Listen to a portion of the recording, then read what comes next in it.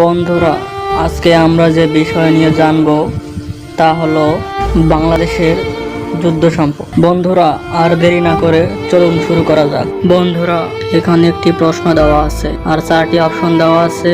সঠিক উত্তরটি জানা থাকলে কমেন্ট বক্সে লিখে যাবেন। প্রথম পাক ভারতের যুদ্ধ কত সালে হয়? 1 সেপ্টেম্বর 1965, 7 সেপ্টেম্বর 1965, 2 সেপ্টেম্বর 1965, 6 সেপ্টেম্বর 1965। সময় মাত্র 5 সেকেন্ড।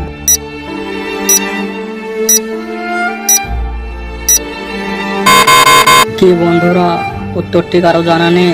তো বন্ধুরা চলেন উত্তরটি আমি বলে দেই। সঠিক উত্তরটি হলো 6 সেপ্টেম্বর 1965 সালে। বন্ধুরা, ভিডিওটি ভালো লাগলে চ্যানেলটি সাবস্ক্রাইব করে পাশে থাকা বেল বাটনটি বাজিয়ে দেবেন। চলুন বন্ধুরা, এবার দ্বিতীয় প্রশ্ন শুরু করা যাক। বলুন তো, 1962 সালের পরে প্রাদেশিক নির্বাচন কত তারিখে হয়? ক 15 মে 1961, খ 20 ফেব্রুয়ারি 1960, গ 7 জানুয়ারি 1966, ঘ 16 মে 1965। বন্ধুরা, সময় মাত্র 5 সেকেন্ড।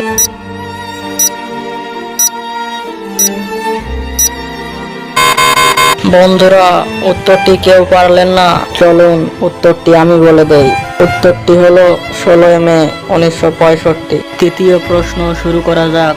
1962 সালের নির্বাচনের পরে পূর্ব পাকিস্তানের আইন পরিষদের স্পিকার কে ছিলেন? ক মির্জা ফখরুল হক, খ এ কে ফজলুল হক, গ আব্দুল হামিদ চৌধুরী, ঘ আইয়ুব খান। বন্ধুরা, সময় মাত্র 5 সেকেন্ড।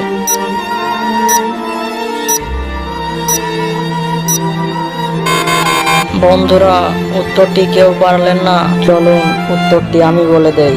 উত্তরটি হলো আব্দুল হামিদ চৌধুরী।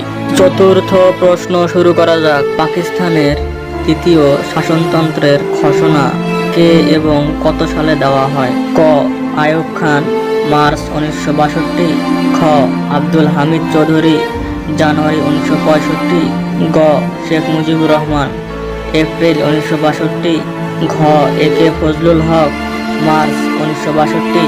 বন্ধুরা, সময় মাত্র 5 সেকেন্ড।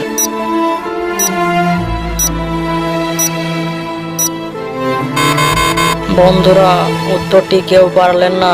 চলুন উত্তরটি আমি বলে দেই। উত্তরটি হলো আইয়ুব খান, মার্চ 1962।